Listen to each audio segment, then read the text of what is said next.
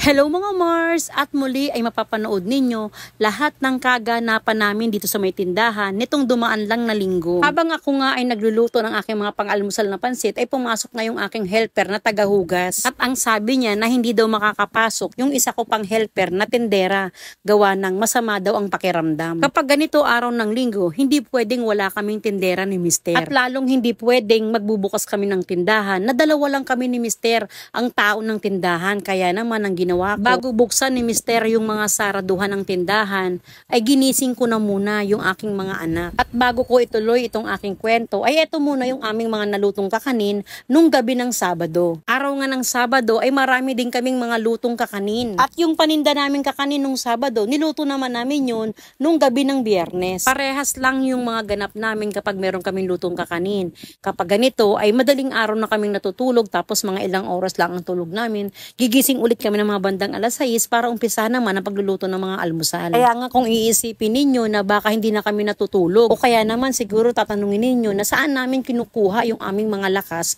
kung wala kaming mga sapat na tulog ni Mister. At ganito nga yun, Mars. Ito yung paraan namin ni Mister. Araw ng Sabado, isang customer lang yung ginawa namin ng order. Pagkatapos namin lahat magawa yung trabaho namin nung Sabado, at mga bandang alas 2 ng hapon ay matutulog at magpapahinga na kami ni Mister.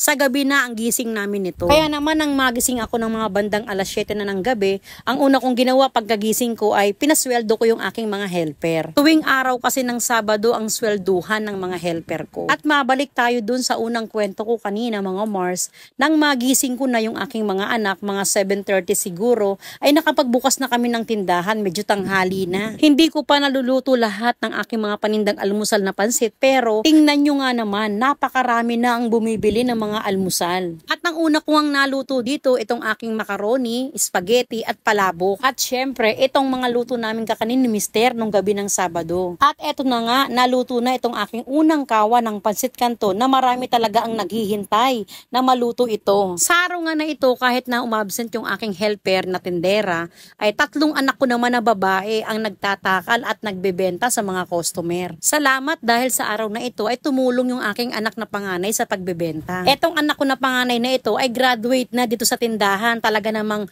mula elementary, high school hanggang college ay nagbabantay po ng tindahan ito. At napakabihira na lang itong magbantay ng tindahan, gawa ng siya ay nagtatrabaho na at busy lagi sa trabaho. Kaya naman iba talaga ang pakiramdam ng isang nanay kapag alam mo na mahuhusay at magagaling ang aking mga tindera. At habang pinapanood nyo itong aking video ay magkikwento naman ako sa inyo ng aking mga nakaraan. Meron kasi nagtanong dito sa akin kung paano ko daw natutunan ng pagluluto. Alam nyo mga Mars, sa totoo lang, hindi ko alam kung namamana ba ang galing sa pagluluto, pero sa side ng Mister ko, yung nanay niya ay magaling pong magluto. Tapos sa side ko naman, yung tatay ko ay magaling ding magluto. Kaya hindi nakakapagtaka kung bakit madali kong natutunan kung paano magluto. Ako kasi yung klase ng tao na kapag nalasahan ko yung pagkain, natikman ko yung isang ulam, naiisip ko na kagad kung paano niya ito niluto. Kapag naman yung luto ay medyo komplikado o mahirap itong gawin ang ginagawa ko mga Mars, syempre alam nyo na yun. Doon tayo sa university kung saan lahat ay welcome matuto. Papanoorin ko lang kung paano gawin, tapos gagawa ako ng sarili kong version. Sa tanda ko noon, nung ako ay nag-umpisa sa pagluluto ng aking panindang ulam, syempre yung mga luto kong paninda dito, yung madalas kong niluluto na ulam namin ng aming pamilya. Pagkatapos, habang tumatagal, habang lumilipas yung bawat araw, ay mas marami ka pang natututunan. Ganun ako mga Mars, mas lumalago ako. Kapag alam ko na kaya kong gawin, ay ginagawa ko talaga.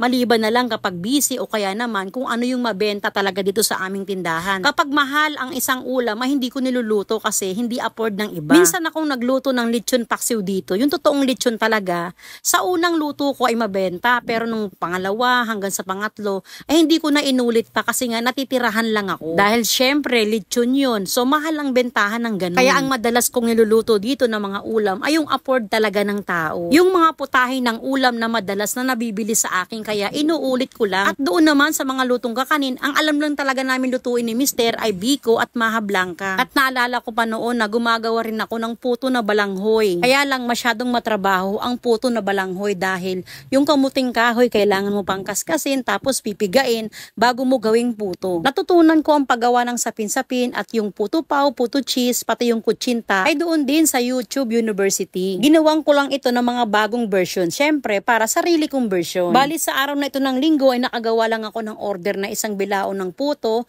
na merong 1 kilo ng pork caldereta at meron ding nag-order na special beef caldereta na 2 kilo. At meron ding medium size na bilao ng maha blanca. At sana doon sa nag-comment ay nasagot ko yung kanyang tanong kung paano ko nga daw natutunan ang pagluluto. At yun lang mga Mars, maraming salamat sa panonood. Follow for more and God bless!